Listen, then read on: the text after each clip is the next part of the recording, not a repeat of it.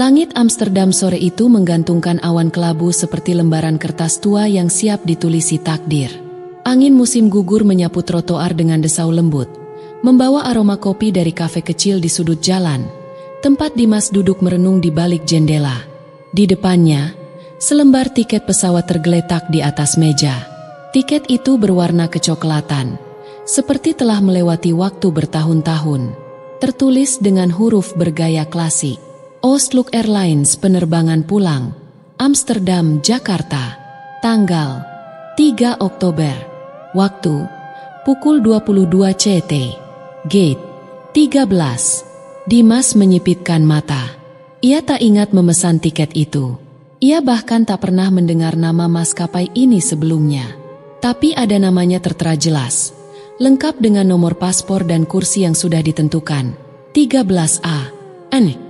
Tapi selama 2 minggu terakhir, Dimas sibuk menyelesaikan tugas akhir kuliahnya, meneliti arsip kolonial Hindia Belanda di Perpustakaan Universitas Leiden. Mungkin entah bagaimana, ia lupa. Ia mencoba mencari informasi tentang maskapai itu lewat ponsel. Tak ada, tak satu pun hasil pencarian yang relevan. Semua situs penerbangan tidak mengenali Oostlook Airlines. Ia mencoba mengecek ulang bandara keberangkatan. Bandara Schiphol, Terminal Tua 3. Terminal yang tak lagi digunakan sejak tahun 1990-an. Tapi, di tiket itu tertulis jelas. Rasa penasaran perlahan menggeser logika. Dan entah kenapa, dalam hati Dimas merasa, ia memang harus naik penerbangan itu. Malam menjelang. Langit Amsterdam meremang. Lampu jalan menyala temaram. Dimas tiba di Bandara Schiphol.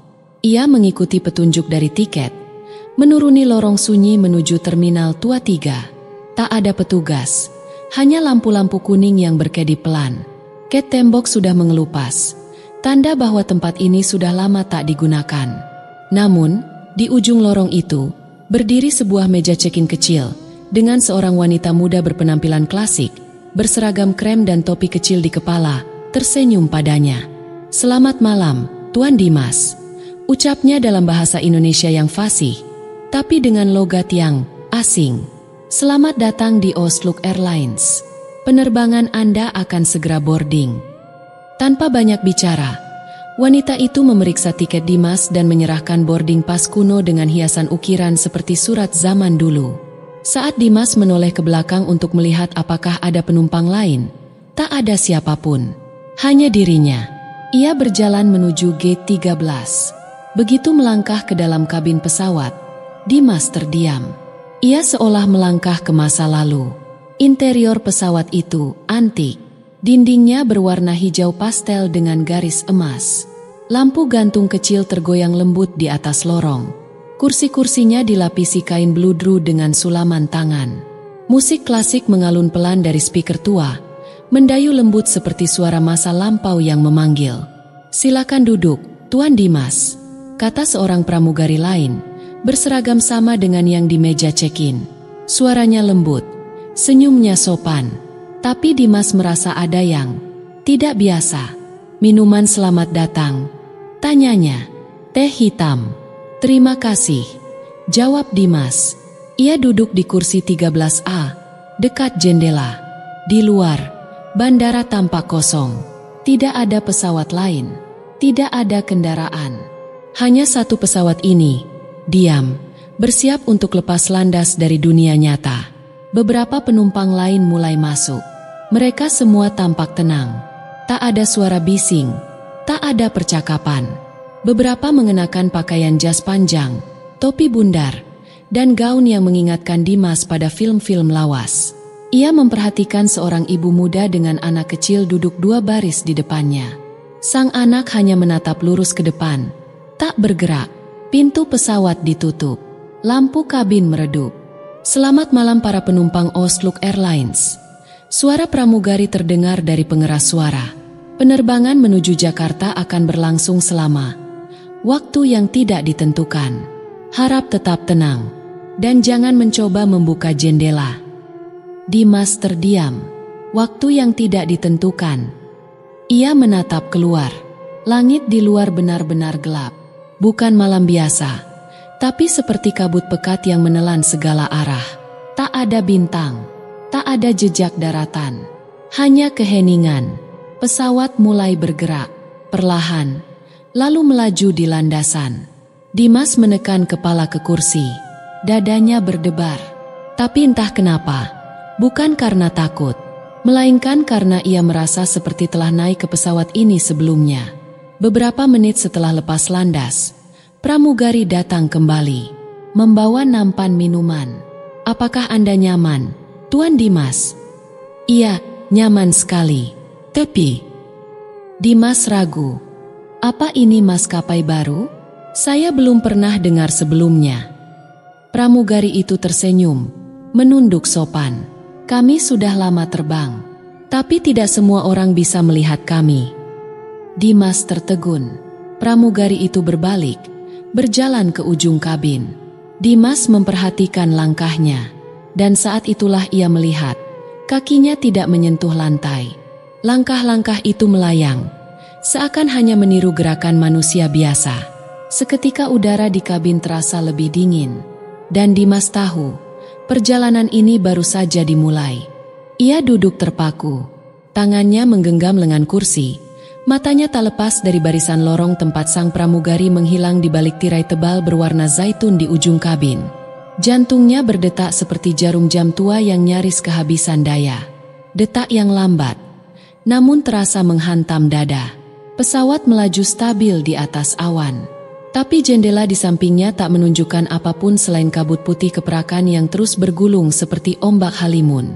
Tak ada daratan, tak ada cahaya bintang.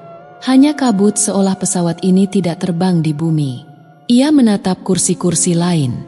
Penumpang di sekitarnya diam seperti patung lilin. Mereka tak berbicara, tidak menggerakkan tangan, tidak melihat ke arah manapun.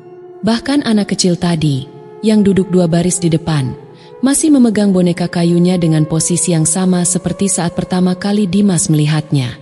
Tak bergeming, Dimas menunduk, mencoba meraba-raba ingatan. Ada sesuatu yang salah, sesuatu yang terlalu sunyi untuk disebut wajar. Ia memencet tombol layanan di atas kepalanya. Lampu menyala, dan dalam beberapa detik, pramugari yang tadi muncul dari balik tirai. Namun kini ia berbeda. Wajahnya sama, tapi seragamnya berubah. Bukan lagi kain krem bersih, melainkan kebaya putih pucat dengan brokat kuno di lengan. Rambutnya digelung klasik, dan yang paling membuat bulu kuduk Dimas berdiri, matanya kini tidak berwarna hitam, tapi kelabu keperakan, memantulkan cahaya aneh dari lampu kabin. "Ya, Tuan Dimas?" tanyanya dengan suara datar. Dimas berusaha tenang. "Saya hanya ingin bertanya, kita sudah terbang berapa lama?" Wanita itu menoleh ke arah jam antik yang tergantung di atas pintu kabin. Jarum jamnya tak bergerak. "Waktu tidak berlaku di sini, Tuan," ujarnya pelan. "Kami hanya mengikuti arah angin yang diberikan." Dimas menelan ludah. "Angin dari siapa?" Pramugari itu tak menjawab. Ia hanya tersenyum, lalu menunduk sopan dan kembali ke tirai.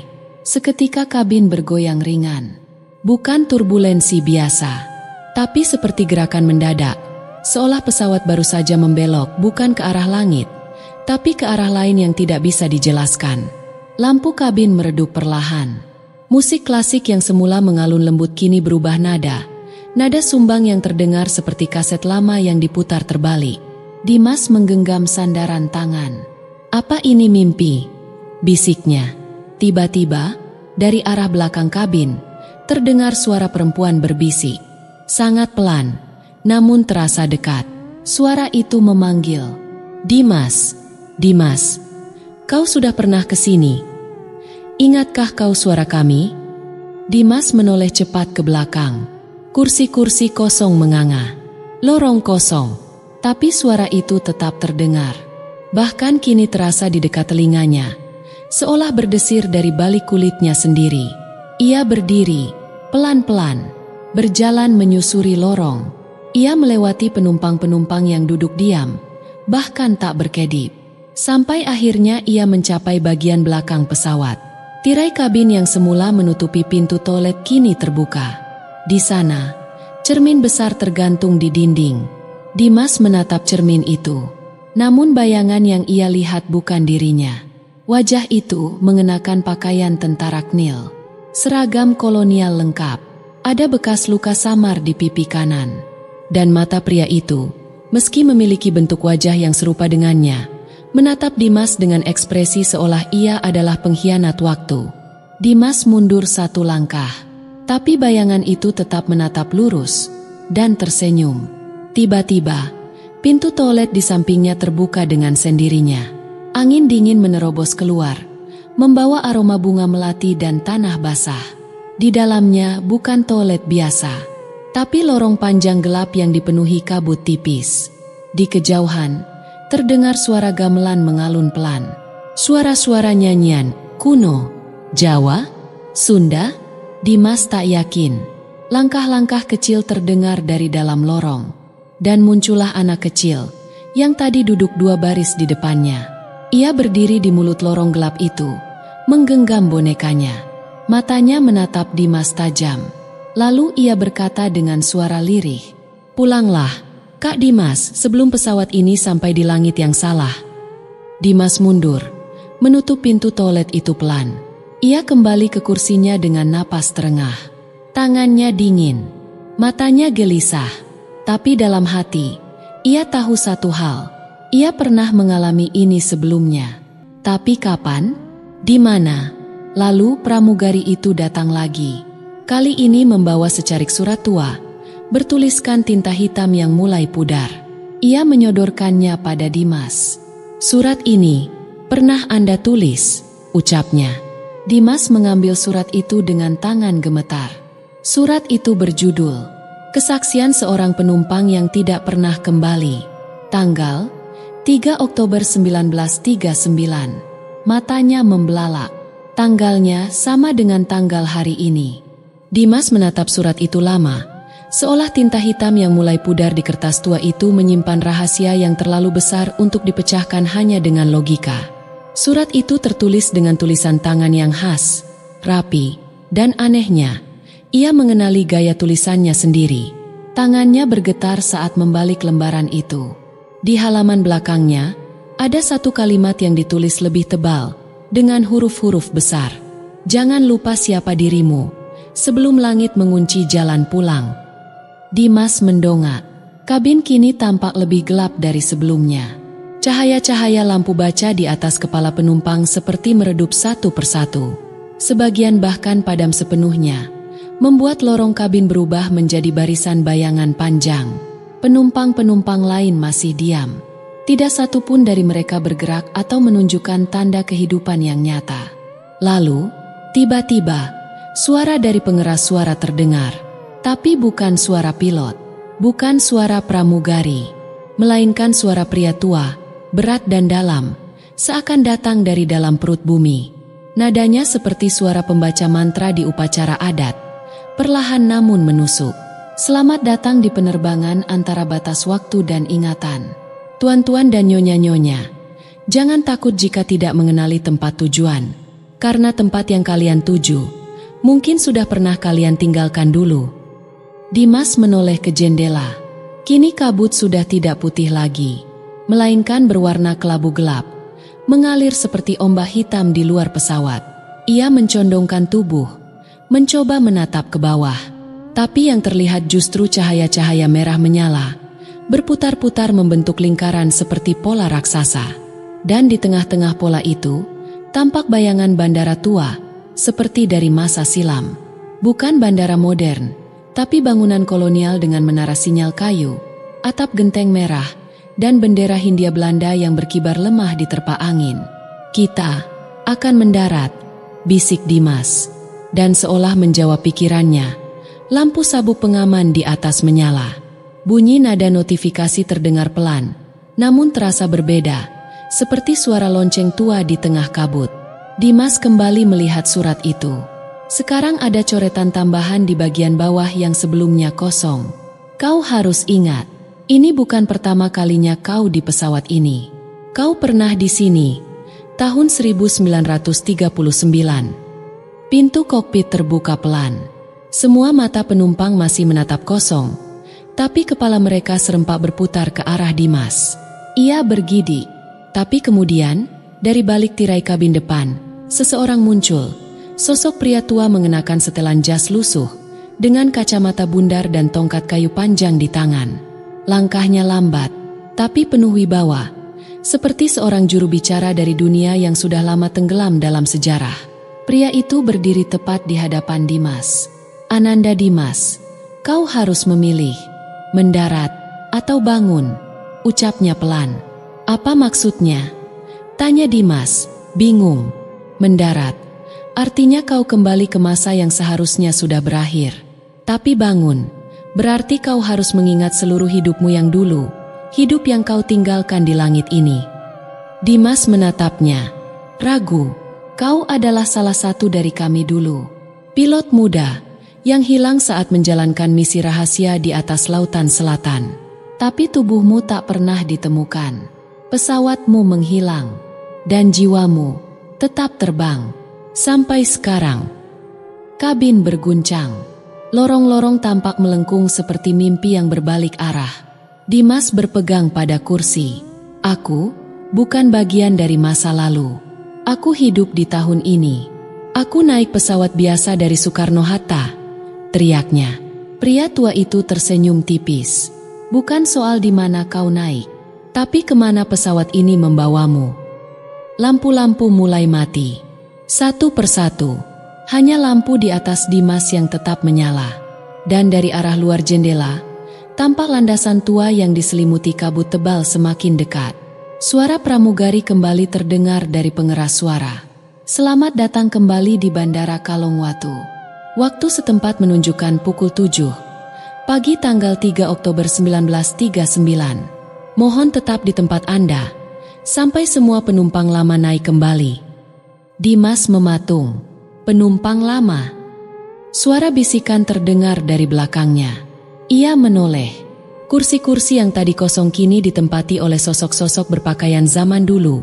Tentara, petani, wanita berkebaya, bahkan anak-anak. Wajah mereka pucat. Mata mereka menatapnya dan mengenalnya. Salah satu dari mereka, seorang wanita dengan rambut dikonde, berjalan ke arahnya sambil tersenyum. Ia menyentuh pundaknya dan berbisik, "Kita sudah menunggumu lama sekali, Dimas. Waktumu untuk kembali sudah tiba." Suara wanita berkonde itu masih terngiang saat Dimas menarik napas dalam-dalam. Sentuhannya dingin, tapi bukan dingin fisik, melainkan dingin yang menjalar hingga keingatan. Ia mundur perlahan, menepis tangannya pelan. "Maaf, saya tidak mengenal kalian," ucap Dimas, suaranya gemetar. Wanita itu menatapnya dengan mata teduh, namun penuh kesedihan. "Itu karena kau memilih untuk melupakan. Tapi kami tidak pernah bisa melupakanmu." Kabin terasa makin sempit. Suara-suara dari pengeras mulai berubah menjadi bisikan dalam bahasa-bahasa yang tidak ia kenali. Beberapa penumpang yang baru muncul kini sibuk membereskan koper tua, tas kulit, dan membawa surat-surat lusuh. Mereka bersiap seolah akan naik pesawat untuk pertama kalinya, bukan turun. Lalu, suara pengeras terdengar lagi, bukan dari pramugari, tapi seperti suara mekanik dari pesawat itu sendiri. "Transit sebentar lagi. Penumpang dengan masa yang belum selesai, harap bersiap." Dimas menoleh keluar jendela.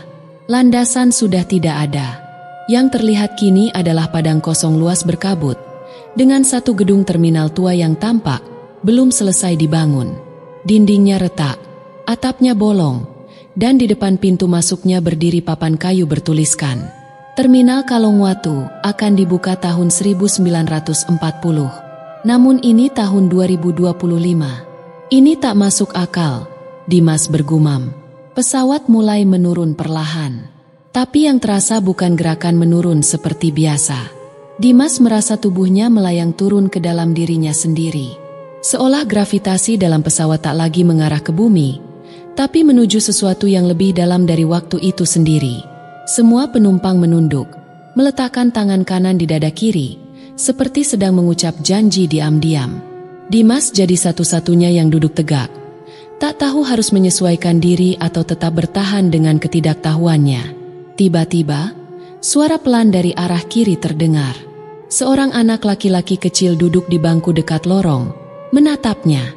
Kalau Mas Dimas tidak ikut turun, pintunya akan tertutup selamanya, ucapnya polos. Turun kemana? Tanya Dimas, bingung. Ke tempat yang pernah Mas tinggalkan. Anak itu lalu menunjukkan gelang di pergelangan tangannya. Gelang logam bertuliskan nama Dimas sendiri. Tepat seperti yang pernah ia pakai saat kecil. Saat ia jatuh sakit dan dirawat di rumah sakit tua di desa ibunya dulu. Dari mana kamu dapat gelang itu? Dimas bergetar. Tunggu saja, semua akan kembali. Pesawat berhenti, bukan di landasan, bukan di tempat yang Dimas kenal. Tangga turun terbuka, bukan dari logam modern, tapi dari kayu tua yang terdengar berderak saat diinjak. Angin berembus masuk, membawa bau tanah basah dan suara gong dari kejauhan. Penumpang satu persatu turun. Tapi saat Dimas hendak berdiri, wanita berkonde itu menahannya. Kalau kau turun sekarang, kau tak akan bisa kembali sebagai dirimu yang sekarang. Apa maksudnya? Kau akan kembali sebagai yang lama. Lupa akan masa kini, lupa akan siapa dirimu sekarang. Dimas menatap ke arah tangga. Di luar sana, kabut mengangkat perlahan, memperlihatkan bayangan desa kuno, sawah berundak, dan suara gamelan yang lirih. Tapi lebih jauh dari itu, ia melihat dirinya sendiri, versi muda, mengenakan pakaian pilot zaman lama, berdiri di sisi landasan sambil menunggu seseorang. Dimas menyipitkan mata. Pramugari itu, sosok yang dulu ia lihat dari awal, kini berdiri di samping versi lamanya. Mereka tersenyum padanya. Siapa dia? Tanya Dimas, hampir tidak sanggup bersuara. Wanita berkonde menjawab, pelan tapi jelas. Dia yang kau janjikan akan kau bawa kembali, sebelum pesawatmu hilang. Jantung Dimas seperti berhenti berdetak. Jadi, aku memang pernah ke sini. Wanita itu hanya mengangguk. Suara dalam pesawat kembali terdengar. Penumpang atas nama Dimas Wiratama, keputusan ada di tangan Anda. Pintu akan ditutup dalam waktu 10, 9. Dimas berdiri. Keringat dingin membasahi pelipisnya. 8, 7. Ia menoleh ke jendela. Kabut mulai menutup kembali gambaran dunia di luar. 6. Tangannya meraih tali sabuk pengaman. Lalu, 5. Ia memejamkan mata. Suara hati dan suara logika bertarung hebat di dalam kepalanya. 4. Jika ia turun, ia mungkin akan tahu kebenaran masa lalunya.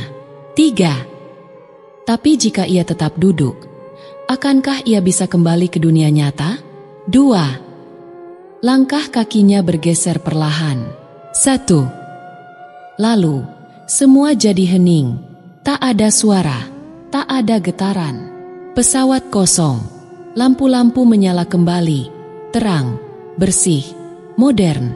Dan suara pramugari terdengar ceria. Selamat pagi, penumpang yang terhormat. Kita telah mendarat di Bandara Internasional Soekarno-Hatta.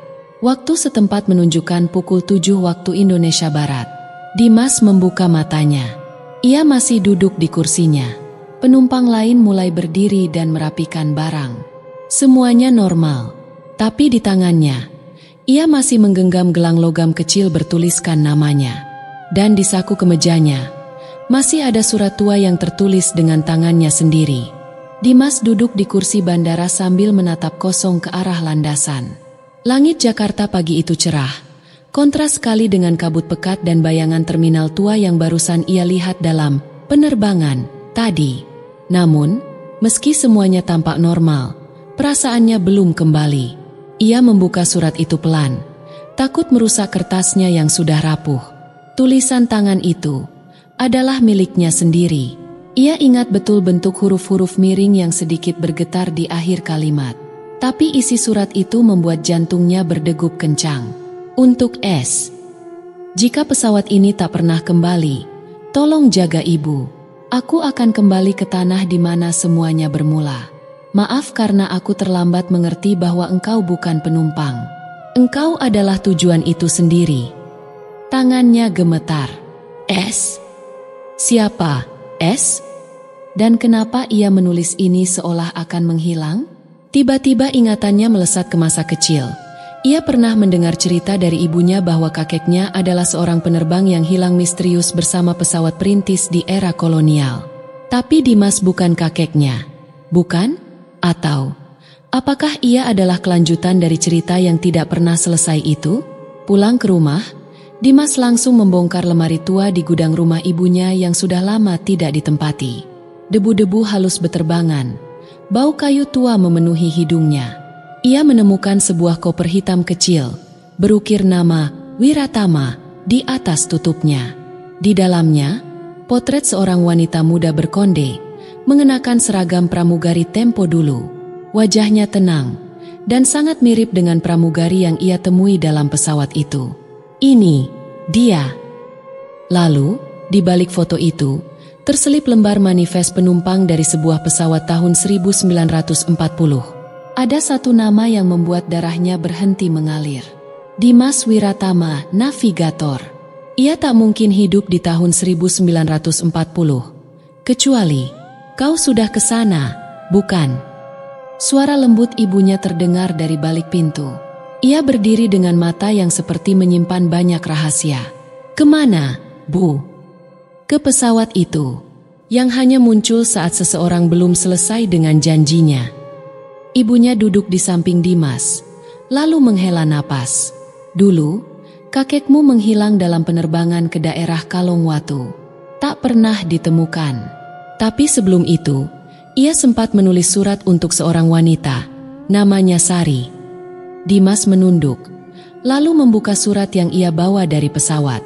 Ibunya menatap surat itu, dan menangis. Ini, surat kakekmu, tapi ini tulisanmu, Mas. Dimas menatap tangannya sendiri. Seketika, dunia berputar dalam pikirannya.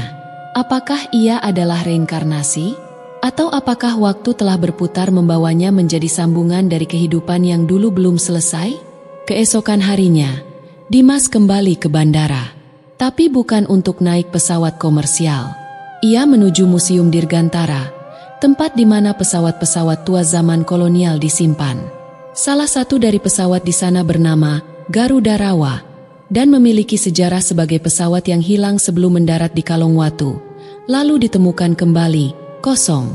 Namun saat Dimas menyentuh pintunya, getaran hangat menjalar dari telapak tangannya ke dada. Ia menutup mata, dan saat membuka mata, ia kembali berada di dalam kabin pesawat misterius itu. Penumpang-penumpang yang sama kembali terlihat. Tapi kali ini, mereka semua menatap Dimas dengan senyuman tenang. Selamat datang kembali, navigator, ucap pramugari itu, berdiri di ujung lorong kabin. Tunggu, apa aku? Belum, tapi waktumu untuk memahami sudah dekat. Tujuan kita kali ini? Tanya Dimas, perlahan. Pramugari itu tersenyum. Bukan ke masa depan, bukan pula ke masa lalu, tapi ke tempat di mana janji dilahirkan dan dituntaskan. Dimas menatap jendela pesawat. Di luar sana, awan mulai bergulung ke arah yang tak dikenali oleh kompas atau GPS manapun. Dan hatinya, perlahan mulai menyatu dengan suara-suara yang pernah ia lupakan. Suara mesin pesawat kini terdengar seperti alunan lama, seperti nyanyian yang entah bagaimana ia hafal. Dimas duduk di bangku lorong kabin, menatap keluar jendela sambil mengatur napas. Di sekelilingnya, para penumpang terlihat tenang. Namun ada sesuatu dalam tatapan mereka, seolah semuanya tahu kemana mereka menuju, kecuali dirinya. Pramugari itu kembali menghampiri. Kau akan mulai mengingat lebih banyak, katanya pelan.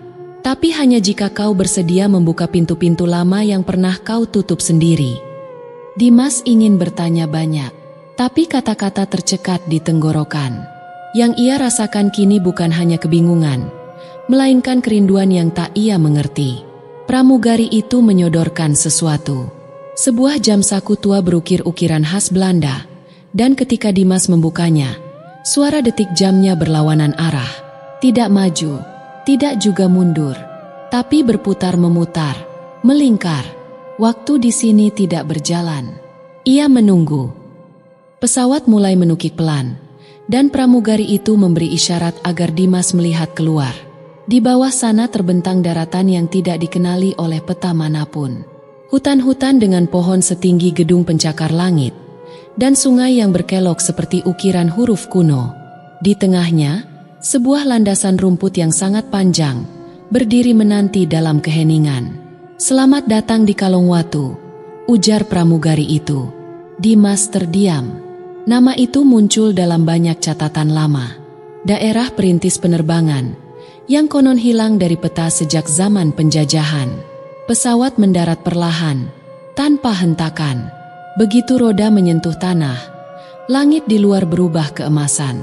Awan-awan seperti melambat, dan suara alam mendadak terdengar lebih dekat, lebih nyata. Ketika Dimas melangkah turun dari pesawat, tidak ada terminal. Hanya jalan setapak yang dilapisi kerikil putih dan lampu-lampu lentera yang menyala meski belum malam. Ia berjalan mengikuti para penumpang lain, namun langkahnya terhenti saat melihat sebuah menara kayu tua, dan di bawahnya, sebuah bangku kayu yang terasa sangat akrab. Ia mendekat.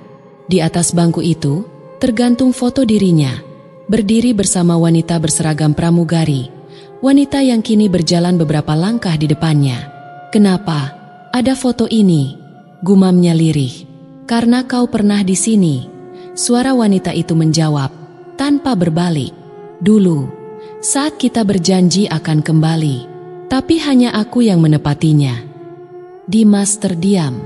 Angin perlahan menyentuh rambutnya, dan bayangan kabin pesawat lenyap seiring langkah kaki yang makin dalam menuju desa tanpa nama di balik hutan. Di tempat itu, waktu tidak menjadi musuh, tapi ia juga bukan sahabat. Dimas mulai merasakan keanehan. Penduduk desa menyambutnya, namun tidak memandangnya sebagai orang asing. Mereka menyebut namanya, bahkan mengenali suara langkah kakinya. "Selamat datang kembali, Mas Dimas. Warga sini sudah menunggu Mas." Dimas berjalan melewati lorong bambu yang panjang, menuju sebuah rumah panggung besar yang tertutup tirai putih.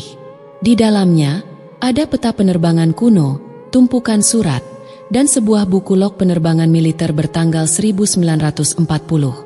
Halaman terakhir ditulis tangan Navigator D. Wiratama. Misi, menjemput janji yang tertunda. Status, belum kembali. Dan tepat di bawah tulisan itu, tinta baru mulai muncul, perlahan, seolah sedang ditulis oleh tangan tak terlihat.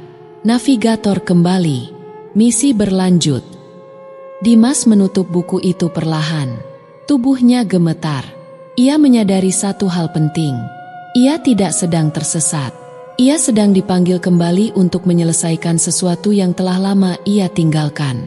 Dan untuk itu, ia harus memilih, menetap dan menyatu dengan dunia ini, atau kembali sebagai dirinya yang sekarang, dengan seluruh konsekuensinya. Pramugari itu muncul kembali di ambang pintu, menatapnya dengan mata yang teduh namun penuh teka-teki. "Perjalanan ini belum selesai, Mas. Tapi pintunya hanya bisa dibuka dari dalam hatimu." Dimas memejamkan mata, dan saat membukanya lagi, suara mesin pesawat kembali terdengar. Tapi kali ini, tanpa pesawat, hanya suara, dan dirinya sendiri. Dimas berdiri di antara senyap yang begitu padat, seperti berada di ruang yang tak memiliki arah. Langit berwarna keemasan berubah perlahan menjadi kelabu. Tak ada angin, tak ada waktu, hanya ia, dan detak jantung yang semakin berat. Suara mesin pesawat tadi seakan datang dari dalam dadanya.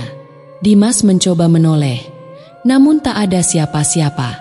Bahkan bayangannya pun lenyap dari tanah tempat ia berpijak. Lalu, dari kejauhan, suara langkah kaki itu datang lagi. Lembut, perlahan. Pasti, pramugari itu kembali muncul. Wajahnya kali ini tidak sehangat sebelumnya. Ada gurat kecemasan di matanya. Ia tak lagi menyapa, hanya menatap dengan sorot yang mengguncang batin. "Mas Dimas," katanya akhirnya, "lorong waktu ini akan segera menutup." "Lorong waktu?" gumam Dimas, meski separuh dari dirinya seperti sudah tahu. Ia menatap sekeliling. Langit mulai retak seperti kaca, memunculkan garis-garis cahaya putih menyilaukan. Tanah di bawah kakinya bergelombang seperti air. Semua ini bukan dunia nyata. Kenapa aku dibawa ke sini? Dimas bertanya. Pramugari itu menunduk pelan. Karena Mas pernah berjanji akan kembali. Karena Mas adalah satu-satunya yang bisa menyelesaikan misi yang tertunda. Ia mengeluarkan sebuah benda kecil dari balik saku seragamnya. Tiket, lusuh, dan bertanggal 17 Agustus 1940. Penerbangan terakhir menuju Kalongwatu. Pesawat ini tidak akan bisa pulang jika Mas tidak memandunya kembali. Dimas memegang tiket itu dengan tangan gemetar. Ia tahu kini, ia bukan sekadar penumpang. Ia pernah menjadi bagian dari penerbangan misterius itu. Mungkin navigator, mungkin lebih dari itu. Kalau aku ikut, aku tidak akan bisa kembali ke dunia nyata, bukan? Tanyanya lirih. Pramugari itu diam cukup lama sebelum akhirnya menjawab. Ya, tapi penerbangan itu akan terus tersesat, dan semua yang ada di dalamnya akan terus berputar di antara langit dan waktu jika Mas tidak memandunya keluar. Dimas menunduk, jiwanya bimbang. Ia punya kehidupan di dunia nyata, ibunya, pekerjaannya, orang-orang yang ia kenal. Tapi di sini, ada suara masa lalu yang tak henti memanggil. Ia mulai berjalan menjauh, mencoba mencari pintu keluar. Tapi setiap langkah malah membawanya kembali ke tempat yang sama. Seperti sebuah pusaran besar yang memutar ulang waktu. Lalu, suara itu datang lagi, bukan dari pramugari, tapi dari dirinya sendiri. Jika aku memilih pulang, apakah aku akan melupakan semua ini? Jika aku memilih tinggal, apakah aku akan dikenang? Pertanyaan-pertanyaan itu menggema dari dalam, menciptakan denting seperti lonceng tua yang retak. Dan tiba-tiba, tanah di sekelilingnya mulai hancur. Pramugari itu menjerit, "Mas, pilih sekarang." Langit pecah, angin melolong, dan di hadapan Dimas, dua pintu muncul. Satu bercahaya hangat, dengan suara-suara dunia nyata, klakson mobil, tawa anak-anak, dering telepon. Satu lagi berselimut kabut, dengan sayup-sayup suara mesin pesawat, deru angin, dan lagu lama yang entah mengapa membuat dadanya sesak. Mas Dimas, hanya satu pilihan yang akan tertutup selamanya setelah ini, bisik pramugari itu. Dimas menatap kedua pintu itu. Kakinya bergetar. Langit di atas mulai runtuh. Pintu-pintu itu bergetar seolah akan lenyap dalam hitungan detik. Ia harus memilih. Ia memejamkan mata. Satu napas, satu langkah, dan keputusan paling sulit dalam hidupnya pun diambil. Dimas membuka matanya, dan ia sudah berdiri di dalam kabin pesawat tua itu. Lampu kuning remang menggantung dari langit-langit, bergoyang perlahan mengikuti gerak badan pesawat.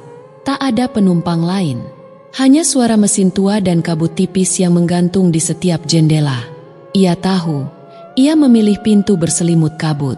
Ia memilih untuk kembali ke penerbangan Kalongwatu yang hilang dalam sejarah. Pramugari itu muncul kembali, berdiri di ujung lorong dengan tatapan teduh dan sendu. "Mas Dimas, Anda sudah kembali. Sudah terlambat untuk menyesal?" tanyanya, meski di balik suaranya tidak ada keraguan. Hanya rasa berat akan tanggung jawab yang belum selesai. "Sudah terlalu banyak yang berharap pada pilihan Mas," jawabnya, mengisyaratkan Dimas untuk berjalan menyusuri lorong. Setiap langkahnya terasa seperti memasuki kenangan yang terkubur dalam-dalam. Di balik tirai kursi-kursi kosong, ia melihat bayangan-bayangan samar, seragam tentara, ibu menggendong anaknya, lelaki tua berkopiah, dan wajah-wajah yang tidak asing. Wajah-wajah dari foto hitam putih yang pernah ia lihat di album almarhum kakeknya. Mereka bukan sekadar penumpang. Mereka adalah jiwa-jiwa yang tak pernah sampai. Dimas menggenggam tiket lusuh yang masih ia simpan di saku kemejanya. Angka 17 Agustus 1940 tampak bergetar seiring guncangan pesawat. Jantungnya ikut berdegup tak karuan saat langkahnya tiba di kokpit. Di dalamnya, tak ada pilot, hanya kursi kosong dan cermin besar, memantulkan wajahnya sendiri. Wajah yang tampak berbeda, lebih tua, lebih tegas, lebih seperti seseorang yang pernah ada di sini. Dimas perlahan duduk di kursi pilot. Tiba-tiba suara muncul dari speaker kecil di samping tuas kendali. Kalong Watu, koordinat 658, LS 10734, BT. Komandan Dimas, kami menunggu Anda pulang. Tangannya gemetar, tapi entah dari mana, tubuhnya tahu apa yang harus dilakukan. Ia menarik tuas perlahan, dan pesawat mulai menanjak, menembus awan kabut keemasan yang terasa seperti jaring waktu. Di luar jendela, langit mulai terbuka, tapi bukan biru seperti biasanya. Warna-warna di luar tampak seperti lukisan, percampuran merah, jingga, dan ungu, seperti senja yang tak pernah selesai. Lalu, dari langit yang menyala itu, muncullah gerbang bundar berputar, seperti pusaran air, namun bercahaya. Apakah itu tujuan kita? Dimas bertanya pada pramugari yang kini berdiri di belakangnya. Ia mengangguk pelan. Itulah lorong pemulangan. Tapi hanya bisa terbuka jika semua jiwa di pesawat ini menyadari mereka sudah tiada, dan ikhlas. Dimas menatap kaca depan. Dan tiba-tiba, kursi-kursi kosong di belakang mulai terisi oleh cahaya. Sosok-sosok samar, kini tampak perlahan. Mereka memandang ke arahnya, dan tersenyum. Tangan Dimas bergetar. Tapi ia tahu, ini saatnya. Ia mendorong tuas penuh. Pesawat bergetar keras, seperti menolak realitas yang hendak ditinggalkannya. Kemudian, semuanya menjadi putih. Ketika ia membuka mata, pesawat telah diam, tapi tidak di landasan, tidak juga di awan. Ia berada di ruang antara dunia. Semua penumpang berdiri. Mereka tersenyum padanya. Seorang ibu menangis haru sambil memeluk anaknya. Seorang lelaki tua menunduk penuh hormat. Dan satu persatu, mereka melangkah menuju cahaya di ujung kabin. Cahaya itu bukan pintu, bukan jendela, tapi semacam gerbang yang terbuka dari langit. Sebuah jalan pulang. Pramugari itu menatap Dimas, lalu berkata pelan, "Mas sudah membawa mereka sampai. Tapi, keputusan terakhir ada di tangan Mas. Apakah Mas ingin ikut, atau kembali ke dunia asal Mas?" Dimas terdiam. Ia tahu, jika ia ikut, ia akan menjadi bagian dari langit, dan kenangan dunia nyata akan memudar. Tapi jika ia kembali, semuanya akan seperti mimpi, dan tak seorang pun akan percaya pada ceritanya. Tapi kini, tidak ada waktu banyak. Cahaya itu mulai menutup perlahan, dan pilihan terakhir pun harus diambil. Dimas menatap gerbang bercahaya yang semakin mengecil, sambil merasakan jantungnya berdetak kencang seperti irama drum perang. Di hadapannya, penumpang-penumpang yang sudah lama terperangkap dalam lorong waktu itu menunggu dengan penuh harap dan kepercayaan. "Mas harus memilih sekarang," suara pramugari terdengar lembut, seperti bisikan angin di malam sunyi. "Jika Mas memilih pergi, perjalanan ini akan berakhir. Tapi jika Mas tetap tinggal, Mas menjadi penjaga mereka, penunjuk jalan bagi jiwa-jiwa yang tersesat." Dimas menutup matanya, mengingat wajah ibunya yang sudah tiada. Ia teringat kata-kata kakeknya, bahwa hidup adalah perjalanan, dan terkadang kita harus berani melangkah ke tempat yang tak diketahui untuk menemukan makna sejati. Di dalam hatinya muncul keteguhan. "Kalau aku pergi, aku akan kehilangan segalanya," gumamnya pelan. "Tapi kalau aku tetap di sini, aku bisa membantu mereka yang belum pulang." Ia membuka mata dan menatap ke arah pramugari. "Aku memilih tinggal," katanya mantap. Pramugari tersenyum hangat. "Pilihan yang mulia. Kini, perjalanan baru dimulai. Tapi ingat, ini bukan akhir, melainkan awal dari tugas suci." Dimas merasakan tubuhnya berubah, seolah energi baru mengalir di setiap pori-pori. Cahaya di ujung lorong kini melebar, membentuk jalur emas yang memanggilnya maju. Satu persatu penumpang yang dulu hampa, kini berdiri tegak dengan senyum damai, melangkah melewati gerbang cahaya. Mereka meninggalkan beban masa lalu dan menemukan ketenangan. Dimas berdiri di depan gerbang itu, berdiri sebagai penunjuk jalan yang baru. Di saat yang sama, di dunia nyata, seseorang membuka mata di sebuah ruang rumah sakit. Itulah Dimas yang terbangun setelah kecelakaan. Tapi di matanya, ada cahaya baru. Cahaya seorang pejuang yang telah melewati lorong waktu dan siap menjalani hidup dengan makna baru. Namun, perjalanan batin Dimas belum benar-benar selesai. Ia tahu, pengalaman di pesawat Kalongwatu telah memberinya lebih dari sekadar kenangan mistis. Ia membawa tugas dan harapan yang besar untuk menjadi penunjuk jalan, tidak hanya bagi jiwa-jiwa yang tersesat di alam gaib, tetapi juga bagi hidupnya sendiri. Hari-hari berlalu, dan Dimas mulai menata kembali kehidupannya. Ia memandang dunia dengan cara berbeda. Setiap orang yang ia temui, ia lihat sebagai perjalanan jiwa yang penuh cerita, penuh makna. Suatu sore, ketika ia berjalan menyusuri taman kota, ia bertemu seorang anak kecil yang tampak kebingungan. Matanya yang polos penuh tanya, seperti ingin bertanya sesuatu yang tak terucapkan. Dimas tersenyum, mengulurkan tangan, dan dengan suara lembut ia berkata, "Mari, aku akan menemanimu." Saat itu, Dimas sadar bahwa tugasnya sebagai penunjuk jalan bukan hanya ada di alam gaib. Tugas itu ada di dunia nyata, untuk menemani, membimbing, dan memberikan harapan bagi siapa saja yang merasa kehilangan arah. Cerita tentang pesawat angker dan lorong waktu yang penuh misteri itu menjadi rahasia yang ia simpan dalam hati. Namun, dari pengalaman itu, ia belajar satu hal penting, bahwa kehidupan adalah perjalanan yang penuh misteri, dan kita semua berhak menemukan cahaya di ujung perjalanan itu, meskipun jalannya tak selalu mudah terlihat. Ketika malam tiba, Dimas menatap langit yang bertabur bintang. Ia tahu, di suatu tempat di sana, jiwa-jiwa penumpang Kalongwatu telah menemukan damai.